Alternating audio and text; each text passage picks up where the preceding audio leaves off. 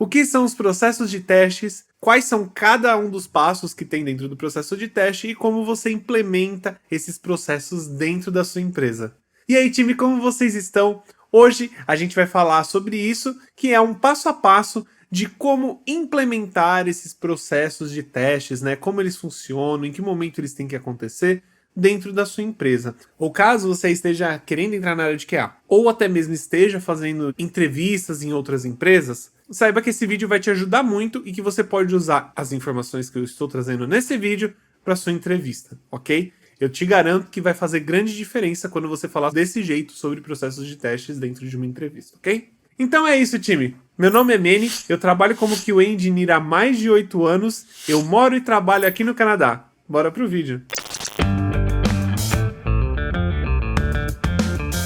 Então, time, nesse vídeo a gente vai falar sobre processos de teste, a gente vai falar aqui sobre os 3 steps, né, sobre os 3 passos principais. E além disso, eu vou detalhar para vocês o que você tem que fazer, né, dentro de um time, dentro de uma empresa, o que fazer em cada um desses passos e como você pode implementar eles na sua empresa.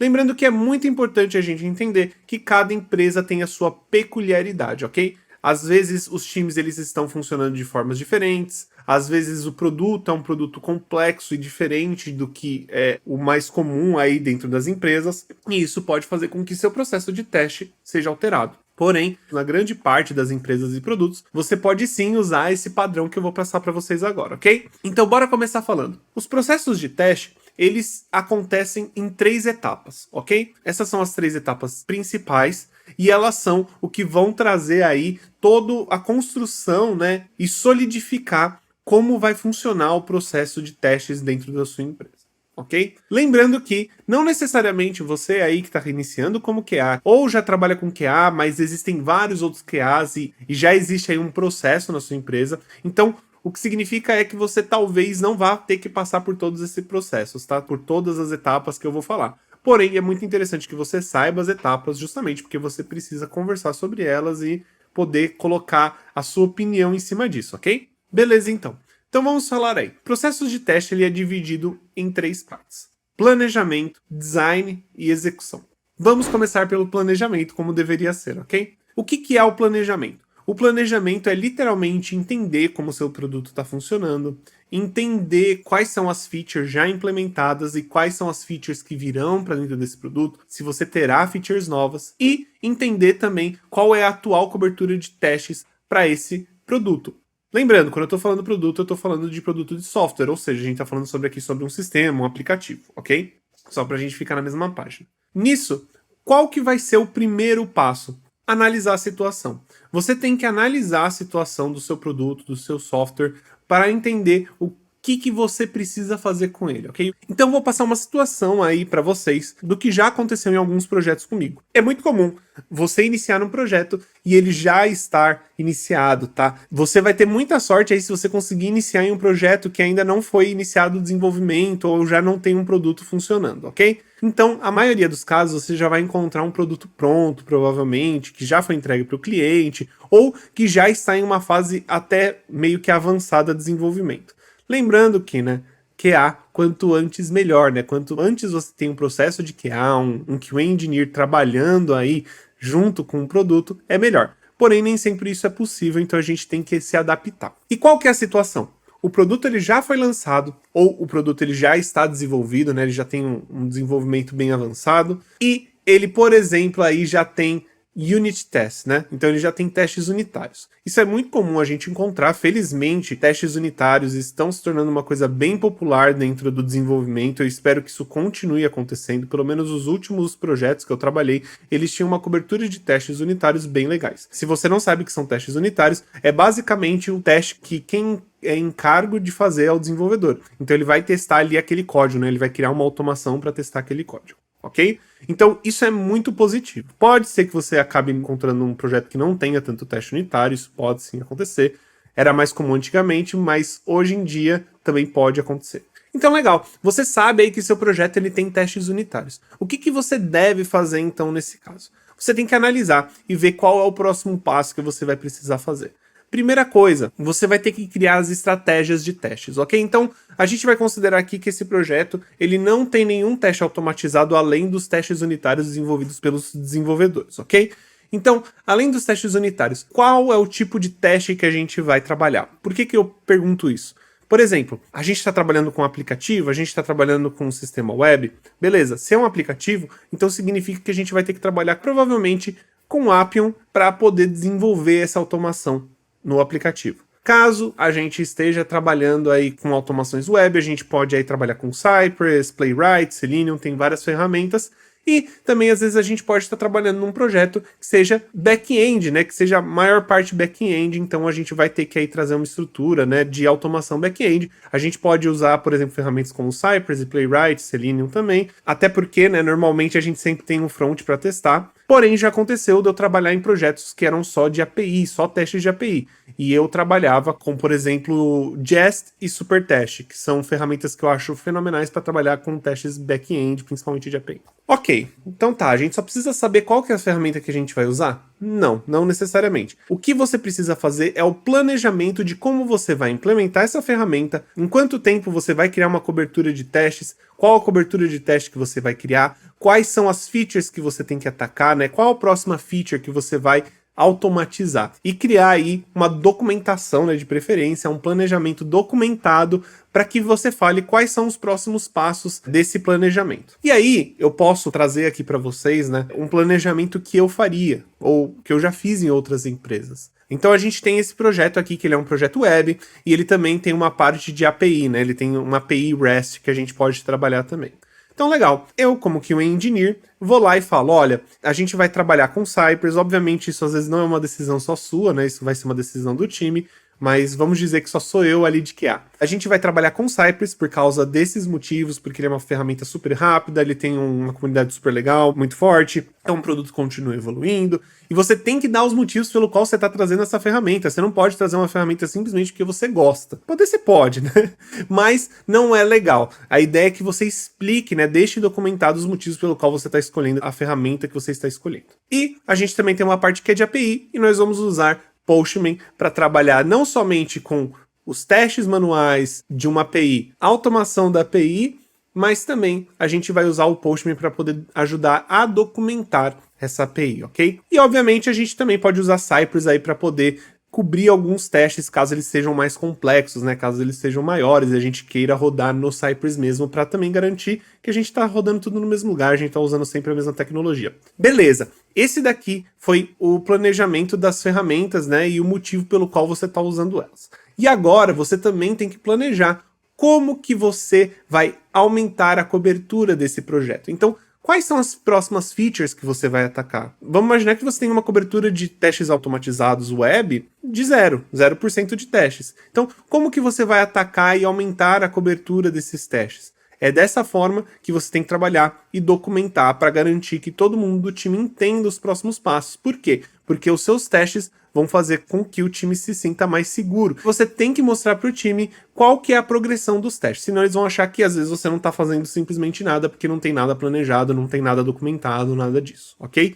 Além disso, você também tem que entender direitinho quais são os testes manuais que você vai fazer. Então, por exemplo, enquanto a gente não tem testes automatizados, como que a gente vai trabalhar com os testes manuais para poder cobrir as features e as funcionalidades desse sistema, né? Então, como que você pode se utilizar dos testes manuais, né, para poder fazer isso, em que momento os testes manuais vão acontecer, como que eles vão acontecer, tudo isso faz parte do planejamento, tá, galera? Com um planejamento bem estruturado, bem criado, você consegue aí trabalhar com grandes projetos. Isso é de extrema importância, ok? Até porque isso não somente vai ajudar na sua organização, na motivação até mesmo sua para trabalhar, mas também vai fazer com que você marketeie aí o seu trabalho para todo mundo. Por quê? Você está documentando isso, você está fazendo com que isso fique organizado, planejado, você está mostrando que você tem um foco e você sabe aonde você quer chegar com esses testes. Você não está ali tentando enfiar teste qualquer, não, você está criando um planejamento de testes, verificando quais são as principais features para serem automatizadas, vendo qual que é a primeira feature que você tem que automatizar e qual que é a última, considerando o sistema no momento atual. Tudo isso faz toda a diferença para você. E com isso a gente chega à segunda parte, que é o design. No momento que você está fazendo o design dos seus testes, é muito importante. Por quê? Esse momento normalmente acontece ou na grooming ou na planning, ou no meio dessas duas, certo? O que significa? Quando você tiver as features, né, quando você tiver lá suas tasks, suas atividades para serem desenvolvidas, né, ou até mesmo as funcionalidades que vão ser desenvolvidas ali no seu board, no seu projeto, você vai ter ali uma forma que o seu projeto vai ser desenvolvido, né? Vai ter toda uma descrição de como aquela funcionalidade vai ser desenvolvida, como que ela tem que funcionar, como que o desenvolvedor tem que trabalhar com ela.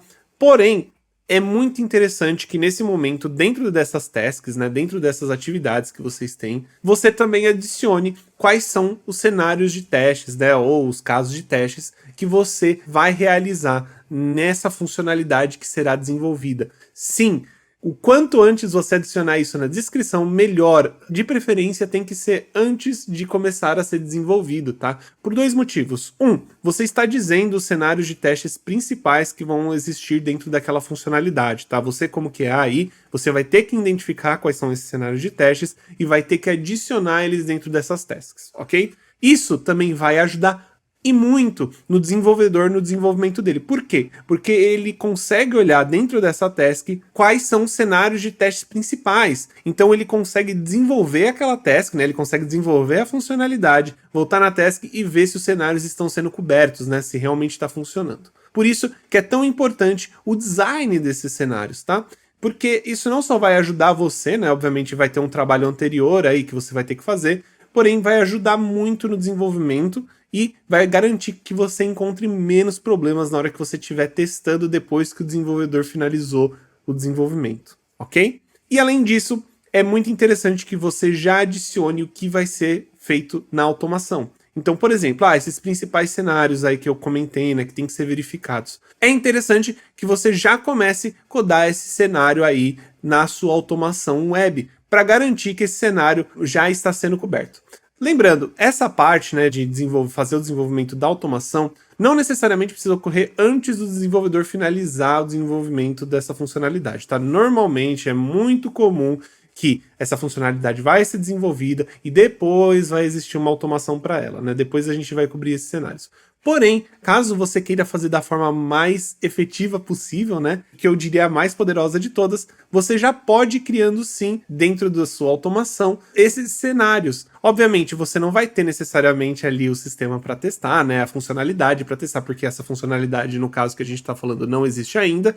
Porém, você já pode ir adicionando isso no seu código, mesmo que você ainda não tenha, sei lá, os seletores para poder selecionar isso, ou os dados para poder fazer isso. Você pode criar a casca, né, a estrutura desses testes. E isso já adianta muito o seu trabalho e garante que quando você estiver testando, você simplesmente vai precisar rodar aquela funcionalidade. Isso é muito poderoso e as pessoas ficam muito impressionadas quando isso acontece dentro de um projeto, tá? É muito legal quando isso acontece dentro de um projeto de automação, porque as pessoas percebem o quão importante e o quão eficiente você consegue trabalhar, tá? Isso é extremamente eficiente, isso faz com que você tenha uma cobertura maior de testes muito mais rápido. Então, essa é a forma de fazer o design, né, dos seus testes, né? Então, como eu já mencionei, eles têm que acontecer antes do desenvolvimento, não necessariamente a partir da automação, porque a parte da automação, normalmente a gente está automatizando ainda outras coisas, a não ser que essa funcionalidade seja extremamente importante, tá, ali para o seu projeto. Mas normalmente a gente acaba desenvolvendo coisas que já estão atrasadas, né, como eu disse, que acaba entrando atrasado, você tem que desenvolver coisas que já estão atrasadas, ok? Mas, se você tiver a oportunidade de adicionar automação na funcionalidade que está sendo desenvolvida, isso daí vai ser ótimo. Legal, finalizamos o design e agora o que a gente faz? Execução. Então a gente tem que executar os testes. Manny, executar o teste é fácil, pô. É ir lá, fazer o teste e ir embora. Não. Grande engano, não é só isso. Óbvio, depois que o desenvolvedor ele finalizou ali o desenvolvimento daquela funcionalidade, daquela feature que está sendo trabalhada, você vai ser encarregado de testar aquela funcionalidade. E aí você fala, pronto, testei a funcionalidade, acabou, meu trabalho está feito. Errado. Então se você faz isso, por favor, vamos começar a implementar mais aí na sua execução, ok? Primeira coisa que você vai fazer, testar a funcionalidade. Perfeito. Você vai testar a funcionalidade, vai executar os testes para aquela feature específica que foi desenvolvida. Só isso? Não. Depois disso, garanta que o código, né, que o sistema está funcionando de forma correta. O que eu quero dizer? Garanta que o sistema, né, na qual essa funcionalidade interage está funcionando. Por quê? Existem muitos casos, né, isso é bem comum, é bem mais comum do que parece, mas às vezes o desenvolvedor ele alterou uma feature, uma funcionalidade, ele adicionou uma funcionalidade e isso pode acabar acarretando em bugs em outras features e funcionalidades do sistema. Então, por exemplo, às vezes ele alterou aí a funcionalidade de cadastro de usuário e isso pode afetar diretamente no login do usuário, né? E se o usuário não consegue ou se cadastrar nem logar, isso é muito problemático, ok? Então, garantir, né, fazer esse teste de regressão aí no sistema faz parte do seu trabalho também. Óbvio, não necessariamente você precisa fazer um teste de regressão gigante ali naquele momento que foi finalizado os testes. Porém, tenha certeza de que você testou a funcionalidade principal e as integrações dessa funcionalidade, ok? Então a melhor forma de fazer isso é um teste de regressão. Se você tiver uma cobertura grande de automação, isso vai ficar muito mais fácil, ok? Além disso, óbvio, muitas vezes você vai ter que acabar criando um bug ali. Por quê? Porque o desenvolvedor criou algum bug ou você encontrou algum bug que está relacionado a essa funcionalidade, então você vai ter que criar um bug para o desenvolvedor. O que você vai ter que fazer? Ir lá, descrever esse bug muito bem, criar um report muito bem feito, tá? Inclusive a gente tem vídeos sobre reports aqui, vocês podem dar uma olhada, mas criar um report muito bem detalhado, falando tudo o que acontece, colocando evidências, screenshots, você pode colocar também vídeo do bug acontecendo e você vai devolver isso para o desenvolvedor. E ele vai ter que resolver esse bug antes de finalizar aquela task, ok? Tenha certeza que isso aconteça, porque isso também faz parte do seu trabalho, que é monitoramento dos bugs. Você cria os bugs, você tem que saber o que está acontecendo com os bugs e como ele está sendo arrumado, ok? Então você vai devolver um bug para o desenvolvedor vai ter que fazer o fix, né? Vai ter que fazer a correção e depois você vai ter que retestar esse bug, tá? Porque você tem que ter certeza que aquele bug foi corrigido e que nenhum outro bug foi adicionado. Se uma funcionalidade nova adicionou um bug, significa que a correção de um bug também pode gerar outro bug. Fica calmo, isso normalmente acontece com sistemas mais antigos, né? Normalmente são sistemas legados, né? Que o pessoal não mexe muito e aí eles são bem complexos de se trabalhar. Porém, acontece, tá, galera? Você, sendo um QA, não vai fugir disso, uma hora ou outra isso vai acontecer. Ótimo, finalizou os testes, aquela funcionalidade foi testada e ela vai ser enviada para produção ou ela vai ser enviada para o usuário. O que você tem que fazer? Crie um reporte dos testes que você realizou, então quais testes você rodou para aquela funcionalidade antes de ir para a produção. Tenha certeza de que ela foi testada em mais de um ambiente, né? Então, se você está trabalhando no ambiente de desenvolvimento, seria muito interessante que você tenha um ambiente antes da produção, né? Então, tipo, um ambiente chamado pré-produção, tem pessoas que chamam ele de staging. Então, é um ambiente que ele é muito similar à produção e você testa essa funcionalidade, faz os mesmos testes nesse novo ambiente para que você tenha certeza que quando for para produção, tá tudo certo. E você vai criar um reporte desses testes falando quais testes passaram e quais testes não passaram, se pulou algum teste. O ideal, né, na verdade, para que vá para a produção, todos os testes têm que passar. Perfeito? E agora, eu vou adicionar aqui uma coisinha muito importante. Crie um report disso. Por quê? Você fazer o teste manual ou até mesmo automatizado, aí você chega assim e fala, rodei os testes automatizados, fiz o teste manual, tá tudo certo. Manda para produção. Se acontecer qualquer problema quando for para produção, o pessoal vai pegar no seu pé. Por quê? Você é o cara da qualidade, é você que liberou para ir para produção, você, querendo ou não, é a última porta ali que tem antes do usuário. Então você tem que garantir mesmo que a qualidade está boa. Então o que você vai fazer nesse caso? Você vai criar um report falando todos os testes que você fez, todos os cenários que você fez, todos os casos de teste que você trabalhou, quais automações você rodou, para mostrar para o pessoal qual foi o trabalho que foi feito. Se for encontrado algum bug em produção, óbvio, isso pode acontecer, tá, galera? É mais comum do que parece acontecer de você fazer todos os testes, garantir que tá tudo funcionando e às vezes em produção acabar de acontecer um problema, que pode ter sido uma coisa que você não viu, ou algum cenário que você não trabalhou, que a gente nunca tinha visto, né? Então, isso pode acontecer, mas se você mostrar, criar esse reporte dos testes que você fez e, por exemplo, mandar para o grupo do seu trabalho, né? No caso, a gente usa bastante Slack no trabalho, ou também tem o Teams, aí tem os grupos, você manda lá no seu grupo do seu time e fala assim, galera, os testes foram feitos, a release vai ser enviada para produção, esses testes aqui foram feitos, está tudo funcionando e todos passaram. E é isso. Essa é a melhor forma de você garantir que as pessoas não vão ter dúvidas se você está testando corretamente ou não, tá, galera? Então, isso é muito importante, faz com que seja o mais transparente possível, as pessoas confiem mais em você, ok?